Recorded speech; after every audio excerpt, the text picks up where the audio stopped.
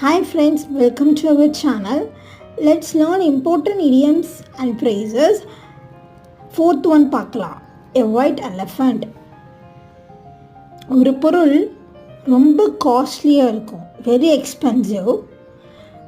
At the same time அதோட maintenance cost ரொம்ப அதிகமாக இருக்கலாம். ஓகேங்களா?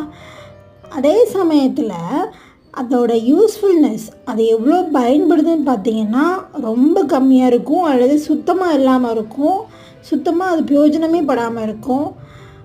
ஆனால் அதை நம்ம வாங்குவோம். அந்த மாதிரி திங்கை நம்ம என்ன சொல்லலாம், ஒயிட் எலிஃபண்ட் அப்படின்னு சொல்லலாம். For example, that expensive car we bought is a white elephant. Hope you understand this. Let's see you in another video. Bye.